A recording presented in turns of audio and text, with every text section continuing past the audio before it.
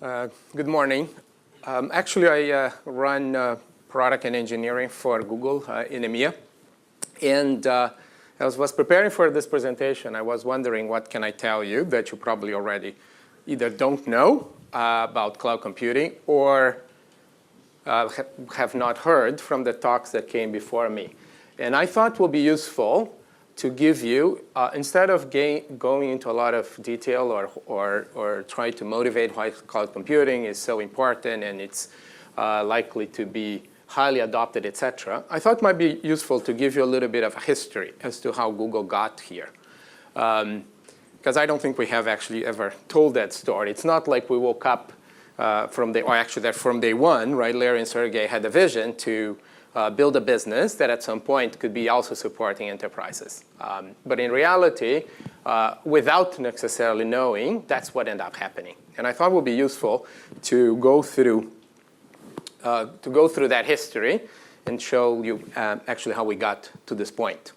So about 10 years ago, I think some crazy students out of the University of Stanford, as you know, actually decided to go into a very crowded space, the space of web search. And there were already many players in that space. And as they decided to move into that space, Larry and Sergey actually focused on three things that for them was very, very important to be successful.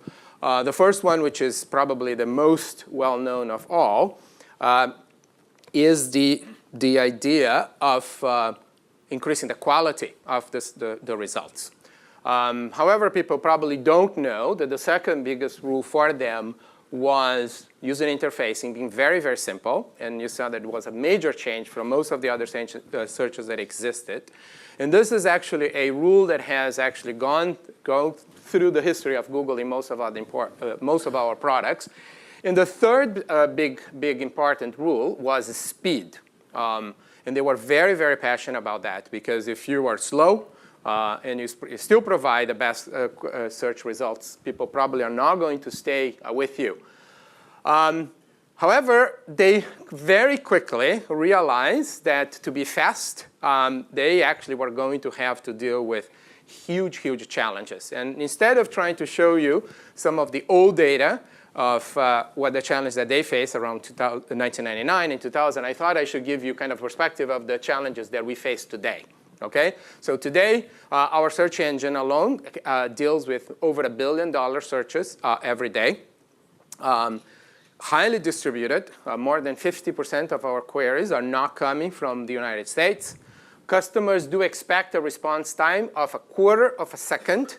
We have run a gazillion of user experiments that tell us if you go beyond that, you simply lose customers. They are very impatient, which is about 2.5 times the speed that it takes for you to close and open your eyes.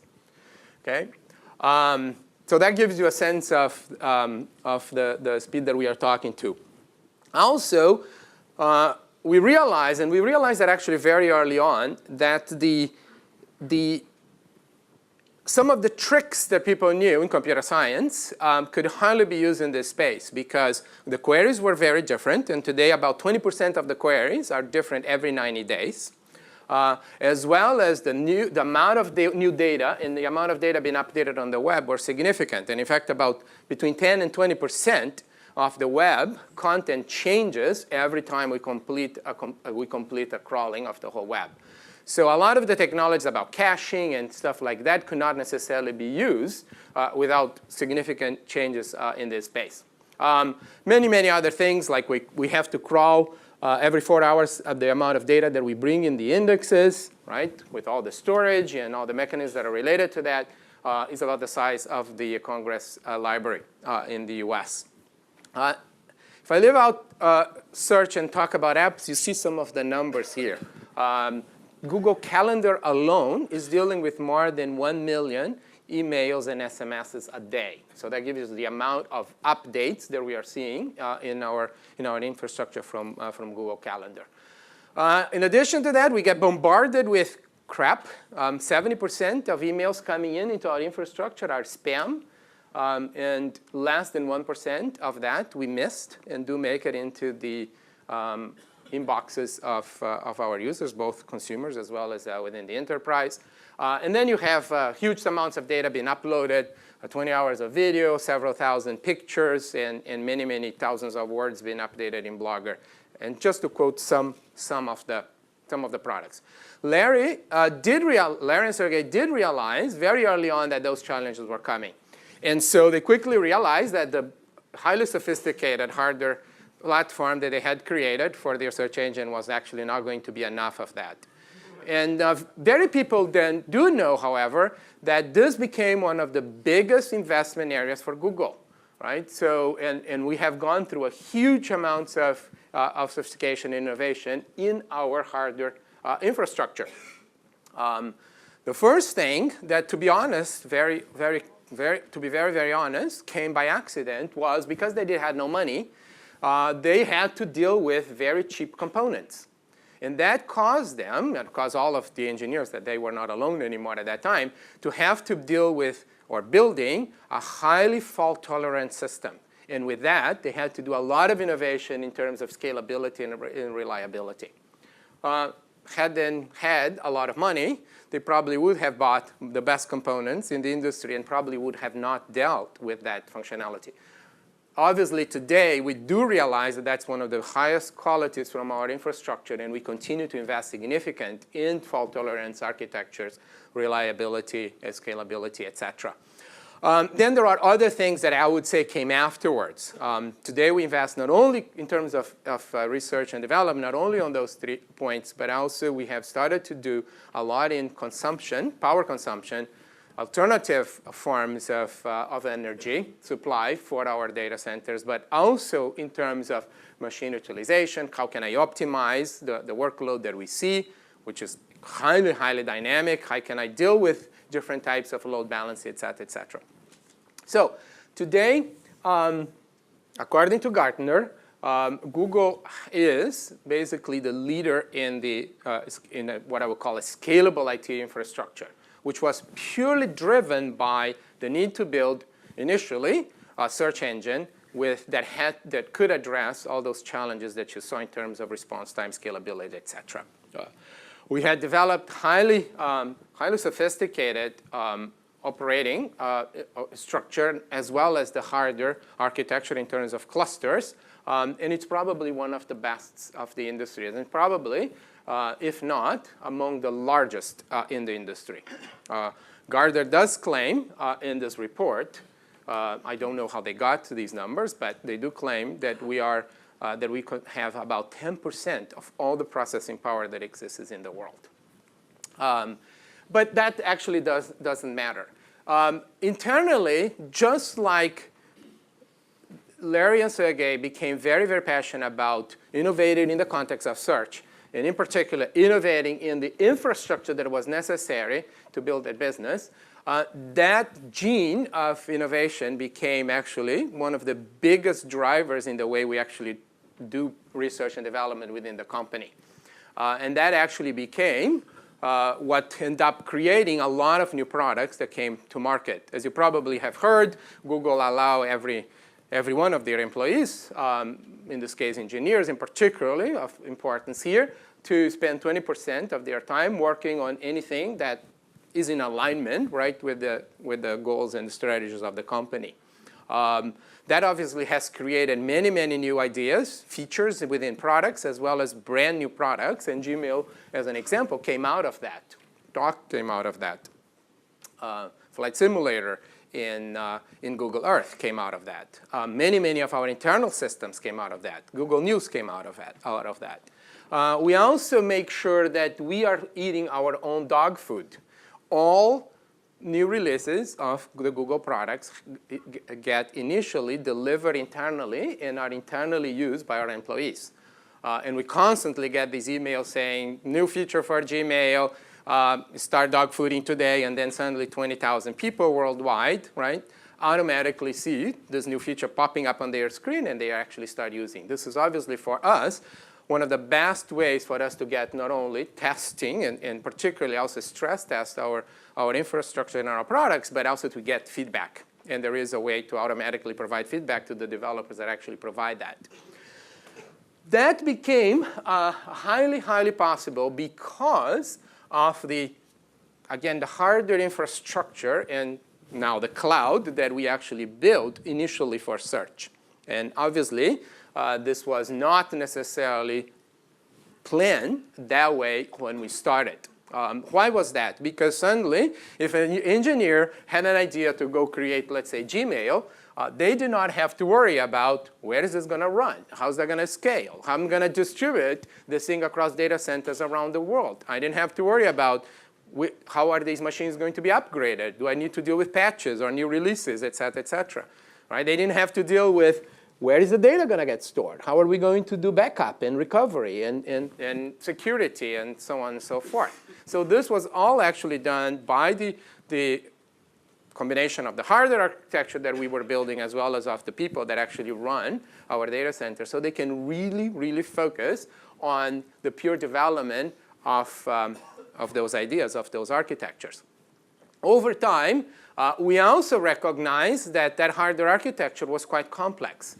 And then we basically create layers of software that hide, and I think Werner touched on that point during his presentation on Amazon, because this is very, very important, right? Create a layer of software that hides the complexity of that hardware so that engineers can actually develop that application as if this is going to simply run on a small PC, right, without having to worry about how this is going to get distributed, parallelized, et cetera, right? And there is, if you guys are more on the technical side, there is lots of papers written about this, right, with things like big tables and MapReduce, et cetera, et cetera.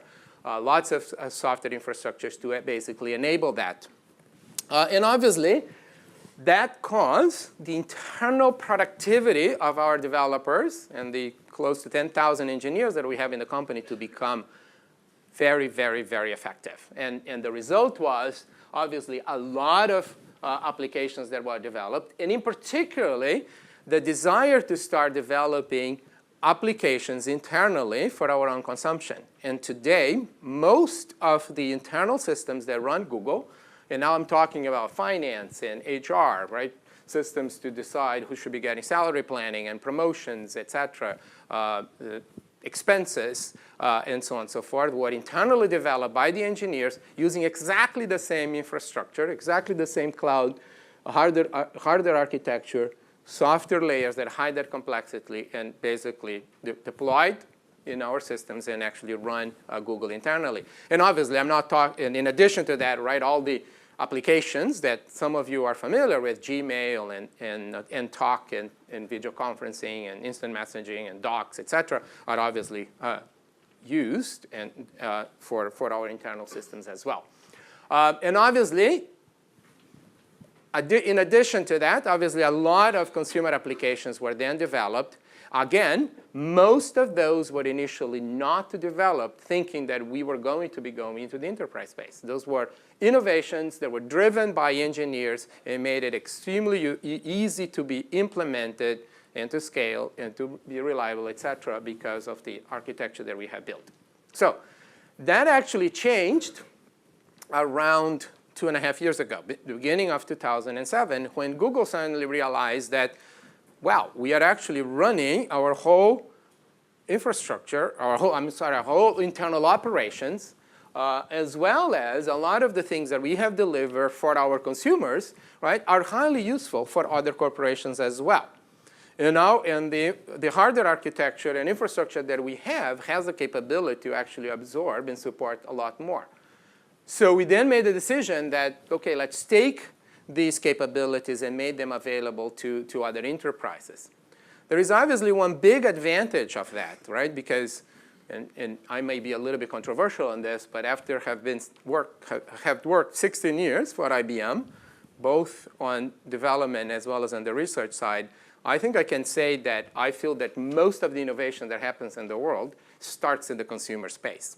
And so, and we have seen, right, with the speed with which we do development and bring new things to market, most of them are ideas that get out and get initially adopted by the consumers, and then slowly they migrate into the enterprise. Now, the enterprise space has to be more conservative, right? You are running your critical businesses in that.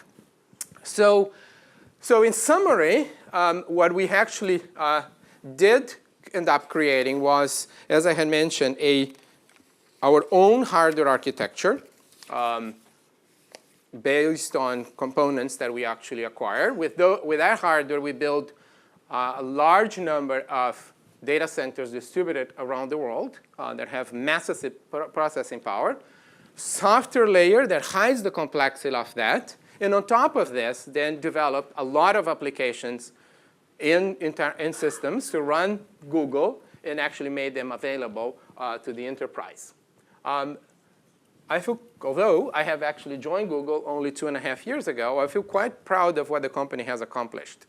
I want to share a few numbers with you, right, that gives you an idea of the progress that was made in those 10 years. And I'm going to use search as an example, but you will see pretty much the same type of progress in almost every product that we actually have delivered. In these 10 years, the speed of query results in search improved by about 5 times, from over 1 second response time to, as I said, 1/4 of a second. So 5 times. The amount of data that we deal with has increased from 70 million, that was the size of the very first index that Google actually created, to several billions that we deal with today. So that's about hundreds of times of improvement. The volume of queries that we are dealing with increased data, and with a much better, 5 times better response time, is actually in the thousands, right? We do have over 1 billion queries that we are dealing with every day. In the update latency, that means the speed with which we're updating the data that you are seeing on the queries has improved by 10,000 times, right? From many months that it took us to be able to build the index to minutes, and in the case of certain websites, even seconds that we are dealing with. So that gives you a sense of the power of that infrastructure. And that's exactly the same infrastructure that runs search, runs all our products, runs actually Google internally, right? Which means if anything goes wrong with that infrastructure, we are the first ones actually to feel the pain. As we decided to enter the enterprise space, where are we today? So today there is about 1.8 million businesses, from very small to very, very large, running on that architecture, obviously in addition to Google itself. It's a highly reliable infrastructure. And we measure the reliability of that infrastructure basically in terms of what is the average uptime per user based on server errors, right? Based on errors that are happening on our side of the infrastructure. Obviously, there is lots of press and negative articles written when anything goes wrong. It's hard for us to hide that because we are in the consumer space. Anything goes wrong, people around the globe will see. No questions about it. And you see a lot of articles written whenever anything goes wrong with Gmail or search or any other of the Google products. But in reality, Gmail is 99.9% reliable. In other words, 99.9% uptime in average across our consumers as well as our enterprise customers, including ourselves. So that's the reality today. So where is the future? What are we actually going? So let me mention a few things that we are working on that I'm going to leave it more as things for you to think about it and provide feedback back to us. First one, enterprise collaboration. Some of you may say, well, that's already available. In fact, you guys have, right, instant messaging and talk and video, as well as docs and so on and so forth. Well, but that's a very large granularity level. You may want to have the ability to collaborate within a department, within a function, within a unit, within a country, right? Providing a common environment for only the people that are working on that specific project collaborate, hide those potentially documents from other parts of the organization. Is that something that is important to you? It would be interesting for us to know.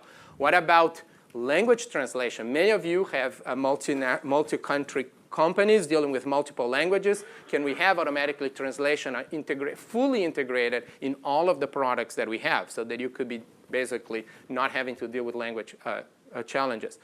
We do have video conferencing, but what about having the ability to have multiple users sharing video conferencing or audio conferencing? Is that something that is important to you? A social layer within the enterprise. Data liberation, which is another project that we actually announced recently, which is basically gives you the ability to import and export data from any applications that are available on the web, from Gmail, from contacts, from instant messaging, et cetera. Is that important to you so that you are actually not locked on anybody's application? Video hosting, Picasa or imaging for the enterprise, as well as how to deal with the overload of information that we actually have received in email, in documents, et cetera. Will be interesting. Is it important to you to have some mechanisms for the system to automatically detect what is important and call your attention to that and actually eliminate actually the rest? So I'm going to stop here. Would like to get feedback from you directly to me or to any one of my colleagues with Google. Feedback will be extremely important and interesting actually for us. I'm going to pass the baton to Matthew, who will then give you an overview and some demos of what we are currently doing in the products today. Thank you.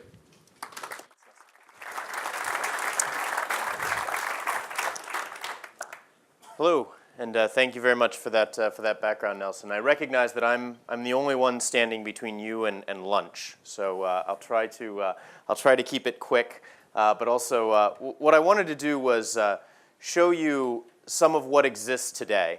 I went and, after seeing Nicholas Carr's presentation this morning, I went and stole a copy of this slide and dropped it into my deck. Because I thought this was a perfect way to frame what I'm about to show you. What I want to show you is some demonstrations of what the Google Apps technologies do today. And for those of you who looked at those technologies maybe a year ago, maybe 2 years ago, you were probably sitting up on the red line looking down at the blue line and thinking, well, that's great for small businesses or for my kids at home. But what's happened in the last year or two is that the blue line has not only caught up to the red line with respect to Google Apps, but it's actually shot through it and now sits over it. And so I want to show you some of those capabilities. And as we heard this morning with the announcement of Jaguar Land Rover, who's now going to Google Apps, companies like Genentech, a large biogenetics firm in the Bay Area, who was one of the first large companies to go Google. A manufacturing company, Midwest Vaco, has 14,000 users who have gone onto the Google platform. There's all of these companies that are now starting to adopt en masse. And what you're seeing is that the cloud is no longer an if, but a when. And the when is actually now. It's happening because these applications have been on such a meteoric rise in terms of their maturation and their readiness for the enterprise. So just to level set, we've used the term Google Apps a number of times. Some of the panelists have talked about it. It's a set of applications in the email messaging space as well as in the productivity and office space, being able to do things like collaborative document editing, spreadsheets, presentations, site building, emailing, calendaring, video hosting, security, compliance, et cetera. But rather than bore you with a long show of slides with all the different features and functions, what I thought I'd do is I'd show you a quick demonstration of some of these applications live. So if we can switch over to the laptop on the display here. And what I'll show you is actually eating my own dog food. As Nelson said, the dog food program at Google is alive and well. So this is actually the system that I live in each and every day and receive hundreds of emails a day and do all of my work and whatnot, all in the cloud. So this is my email. Those of you who are familiar with Gmail probably looks pretty straightforward to you. One of the things you'll notice that I always like to point out is my work email. I get a lot more email at work than I do at home. So I have 25 gigabyte inbox, which all of our Google Apps customers have. That's gigabyte with a G, not M. Megabytes. So what that means is I don't spend any of my day foldering and archiving and throwing away mail, and I don't have that regular Friday afternoon exercise that I used to have. I'm a recovering Lotus Notes user from a previous company where I used to have to clean out my inbox every Friday so that the mail wouldn't bounce when the Monday morning deluge came in because my inbox was full. And of course, front and center is search. So from the search box, I can find any message that I've gotten in my entire time here at Google. So I can look for a message from my colleague TJ, who leads our Japan team. Oh, let me get the right key there. And in a matter of seconds, I can pull up, or less than a second in that case, I can pull up any particular message. So our enterprise version of Gmail does all of the amazing, powerful things you'd expect an email application to do. You can compose mail. You can work offline when you're on an airplane. You can search to find any messages across that. I guess it looks like I've filled about 17 gigabytes worth of mail in my 5+ years at Google. So I can do all of those kinds of things. But one of the key things that we've heard from many of the speakers this morning is the cloud not only provides functionality at a lower cost, it provides a new set of innovative capabilities. It provides new ways to work. It gives you new capabilities that you could never before think about having in a traditional environment. In Europe especially, and when I travel in Asia, I'm always amazed at how multicultural business world is getting. We now no longer interact in our own little cultural bubbles. Business is truly global. And so emails like this are becoming more and more normal in my daily life, where I'll get copied on a mail. I do not speak Japanese, so I can't make any sense of this email. But luckily, the engineers added a feature to Gmail a few months ago where we automatically detect that this is in Japanese and I don't speak Japanese. And so in line, in real time, on the fly, we can actually translate that message. And now I can read it. And I didn't have to do anything. My CIO, Ben Fried, who I think is here today, he didn't have to install anything. I didn't have to turn on any feature. It was just there. And so now every one of my emails can be automatically translated from any language to any language in real time on the fly. And it's a feature that just shows up when I need it. It's not there when the message is in English. And that's true in our instant messaging. It's now true in our documents as well. So it's an example of the kind of feature which you wouldn't have necessarily set out and said, I need an email system that has real-time translation in it. But once you've used this type of cloud technology, you can't imagine ever going back.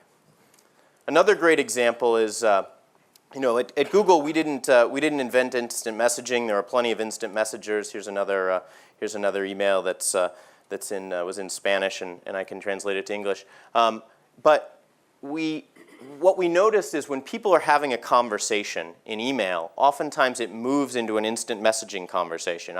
I send you an email, you send a reply right back, I reply back. We go, oh, we're both online. Let's move into an instant messaging. You switch applications, you switch context. And so one of the things we did a while back was we embedded instant messaging directly into email, so that just with a click of a button I can get over into instant messaging and I can keep all of that context, and all of that content gets archived with it. And then somebody said, well, yeah, as you move from an offline conversation like email to an online conversation like instant messaging, wouldn't it be great if I could then expand that and switch it straight to a voice or a video interaction? Hey, Patrick, how's it going? Very well. Patrick's downstairs, I think, and we get a little echo here, but Patrick's downstairs in our overflow room because there weren't enough seats in here. But this is an example of our cloud-based video conferencing technology. I'll go ahead and mute us so I don't echo back. This is an example of our cloud-based video conferencing technology that it's embedded directly in the browser, directly in my email experience. I use this functionality all the time now. I don't know how I ever lived without it. I landed in London yesterday, got here to the hotel, and instantly had to jump onto a meeting. And I used this from the hotel room on the hotel's Wi-Fi network to video conference into a group meeting that was happening in the London office, the Mountain View office, and the Seattle office. And it provides a rich, immersive interaction that's so much better than a phone conversation, and it's definitely better than the text that's on an email. Thanks, Patrick. I'm going to hang up on you now. So it's these kinds of minor innovations, but they come each and every week. There's new capabilities. So if you looked at Google Apps, if you looked at Gmail a year ago, you didn't see most of these things. And they just keep getting better. Recognizing that we don't have much time, I'll jump around. This is our calendaring application. Whenever I show Google Calendar, it's always one of those things you're like, well, it's a calendar. It keeps your agenda. It does the things you'd expect it to. And that's one of the ahas about cloud computing is we've moved past where when you move an application into the browser, that you have to have a lesser experience. It used to be 5, 10 years ago when you talked about web-based applications, you had to give something up. But our applications now in the browser have full drag and drop. You have all of the features and functions you would expect. And our enterprise applications have the ability to do scheduling, to do room resourcing, and all of those kinds of things. But we also continue to add innovative features. For example, there's this feature in Calendar that's called Quick Add. I almost never use this functionality from my desktop or from my PC, but I use it all the time from my mobile phone, because I can send my calendar an SMS message and have it create events and edit events for me. So if I was going to say, I want to have coffee with my boss who's here in London tomorrow at 7 a.m., the system was able to parse that, because it's a lot like parsing a query and figuring out what's going on, and it automatically adds an invitation for coffee tomorrow with Dave at 7 a.m. It automatically adds that to my calendar. It automatically sends him an invite. And like I said, I don't usually do that from my calendar, because if I were sitting in front of my calendar, I could just go and create that invite. But from your mobile phone, when you're meeting someone at a conference or something like that, to be able to add events to your calendar directly from any SMS-enabled mobile phone is one of those small innovations. Another one of my favorite features when I'm traveling is the ability to list multiple time zones, so you know where you are and you don't miss too many meetings. Let me shift quickly to Google Docs. So Google Docs is our set of communication and collaboration products, specifically for personal productivity and group productivity. So things like word processing, spreadsheets, presentations. And this is the file view, which gives you access to your files. It's all search-based, obviously. You can tag, you can folder, you can create new documents. One of the things we just released last week, I believe it was the ability to create file shares in the cloud. So I would guess that most of your companies have large sets of file shares inside your network that people use as network drives and whatnot. As I said, what we just released last week was the ability. I can now create a new folder. Let's give it a name. We'll make it a nice blue color that seems about the right color for atmosphere. And I can save that. And then one of the things I can do is I can share this folder with people. In essence, I'm making a cloud-based file share. And I can share it with individuals. I can share it with groups of people. And now any of the files that we drop into that folder will automatically be accessible to those people. And I can give people edit rights. I can give people view rights, etc. So I've just done in about 30 seconds what it would take you in IT about 30 days to stand up a new multi-gigabyte file share, give access to a group of people inside the enterprise. And I've done it at no additional cost. And so think about, when Werner talked this morning about the on-demand and the pay-for-only-what-you-use dimensions of the cloud. I mean, that's the kind of power we're talking about. And that was just a small feature that we released last week. So you can see the impact that this can have on the enterprise. When I think about Google Docs and I think about the power and the capability of Google Docs, and here you're looking at our word processor, one of the things that comes to mind is the way that my work patterns have shifted over the last 10 years. Very few are the days when I get to work kind of heads down in my office working on a project. I long for some of those days. But usually I'm in meetings. I'm always working with groups of people, whether those be working with customers, working with partners, working with teams within my organization. And so the outdated model of personal productivity no longer applies to me. What applies to our organization is always about group productivity. How do we get the group to work together better? Here's a great example. This is a document that we were working on in preparation for a product launch. We launched rich connectivity with Microsoft Outlook into Google Apps, because a lot of people are still on that legacy technology, and they like that interface. So we decided we'd go ahead and do rich integration with that. And one of the things that's challenging about a product launch is you get all of these moving pieces across all different departments that all have to come together on exactly the same day at exactly the same time when you brief the press and whatnot. And so you've got, at any given time, one of these teams can be a dozen people. So let me just show you the revision history of this document.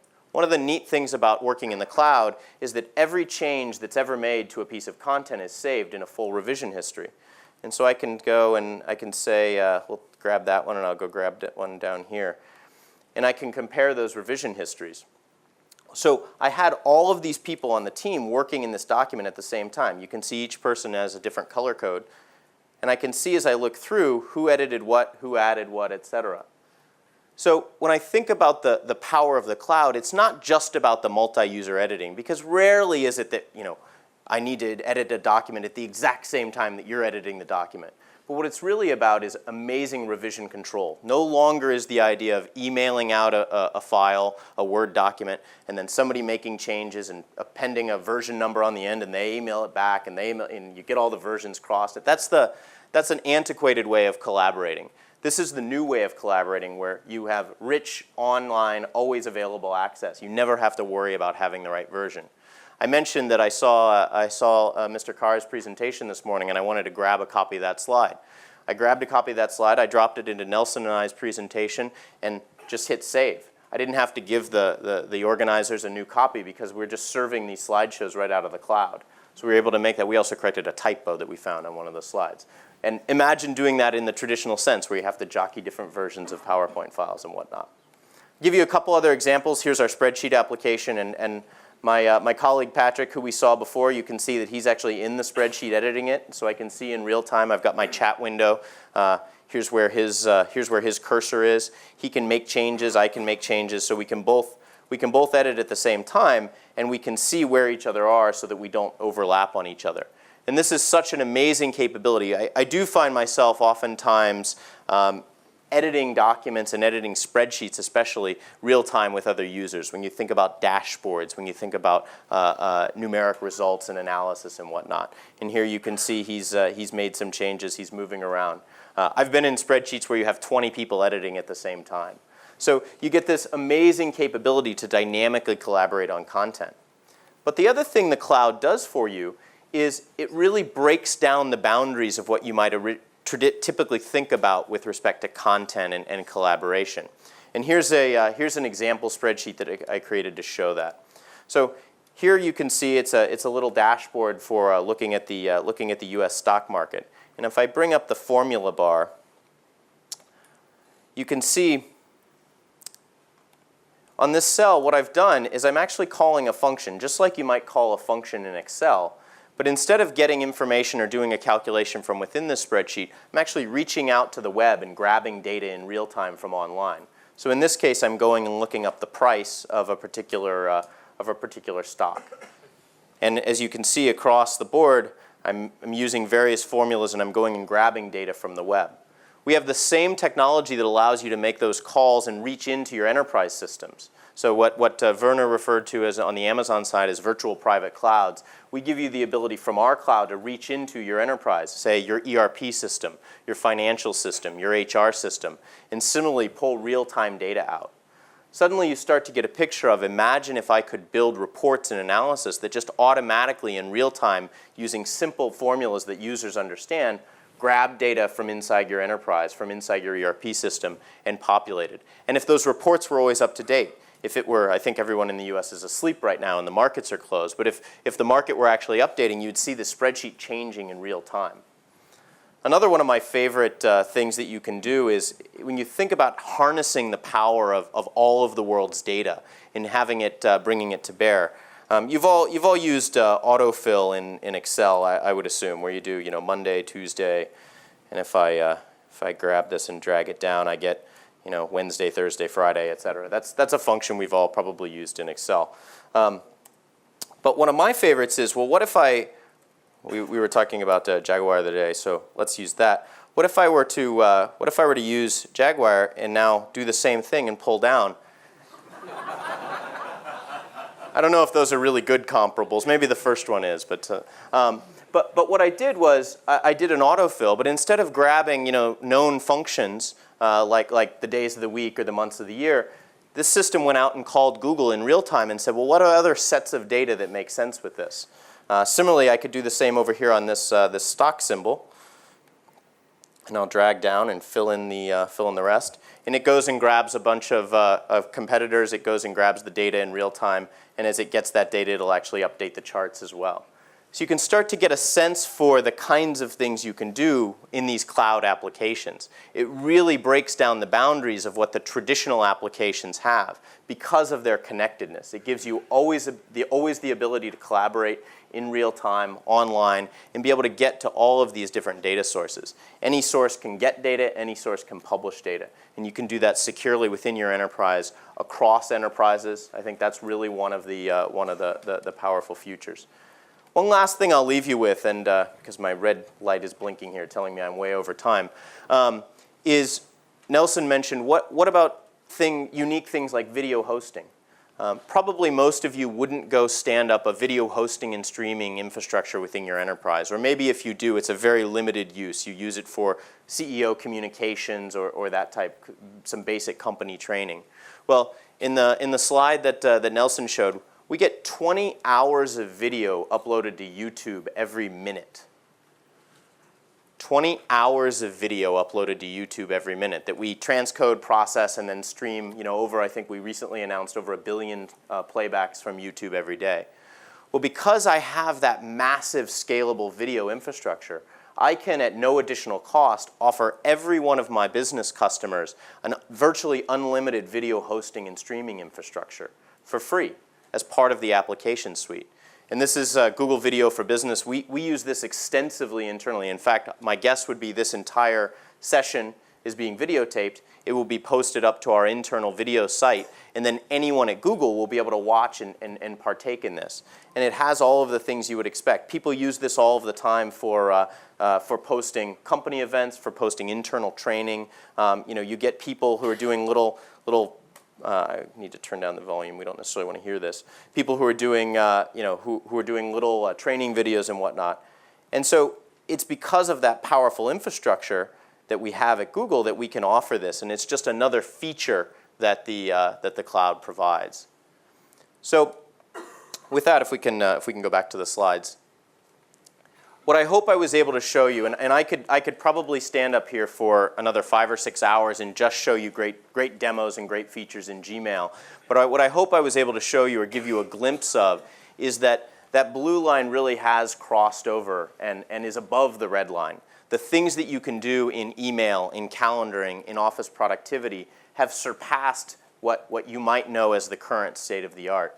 And it's the cloud, the capabilities and the power that the cloud brings you of giving that all to you at a very low cost and with that constant stream of innovation. So I often get the question in closing, well great, where are you going from there? What's coming next from Google? And the short answer is, I can't tell you. But the longer answer is, there is new stuff coming every day. What you'll continue to see is us broaden and deepen the functionality within the Google Apps Suite. We'll continue to add capabilities. We'll add more functions. We'll add more features. We'll add more whole applications around this idea of communication, collaboration, real-time communication. In addition, we've added a rich layer of the legal security compliance pieces. Obviously, as people talk about the cloud, one of the biggest concerns is, well, what about security? What about legal compliance? And the cloud actually gives you a massive number of benefits in that area. And we've built out tools that give you that email discovery, that data compliance layer that you need across all of Google's apps. And from there, we'll branch out and we continue to add abilities for you to extend the applications. One of the panelists said earlier that the customization level is 0. I'll take a little issue with that. We continue to add more and more capabilities so that you can extend and integrate these applications with your enterprise, so that you can tie back to your on-premise systems, whether they be the integration that we have with our own products, obviously, on the Google Search Appliance, or all of the other enterprise systems, like I mentioned, the secure data connector. We continue to open up the platform. So Nelson talked about the amazing and scalable platform that we have, and we've started to expose that to our enterprise customers through App Engine to be able to build your own applications that not only integrate with ours, but that also perform other enterprise functions. And we've got some exciting things coming on the horizon a bit further out when you look at things like the browser in Chrome OS. Which I think is going to have major implications in the enterprise. Because as was said earlier today, when you're living exclusively in the cloud, what do you really need on the desktop? You need a highly secure, very, very fast operating system that basically runs a browser. And so I think there's some interesting promise for things like Chrome OS and Android on the mobile side in terms of really being an exciting enterprise mobile offering. And last but definitely not least, something that's been talked about quite a bit, one of the newer innovations, we've been showing some demos of Google Wave out in the lobby today. And as part of the conference, we want to make sure you all have access to some of the latest and greatest research and development and innovation that's going on at Google. So you can go to this URL, wave.google-atmosphere.com. And you all have access to a Wave account. We've created a Wave account for every person that's attending the Atmosphere conference. So you can go in and experience what some of the newest HTML5 and rich AJAX web applications can do. I believe, somebody will have to help me, I believe that your email address that you signed in with is your login.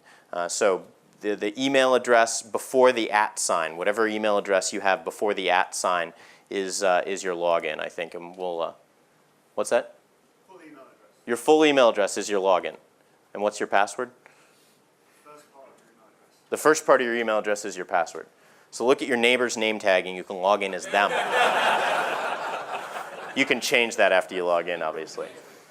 But with that, I want to thank you. I hope this was helpful for you. I hope this was enlightening. And definitely feel free to ask myself or any of my colleagues out during the breaks about any of these or other technologies from Google. Thank you.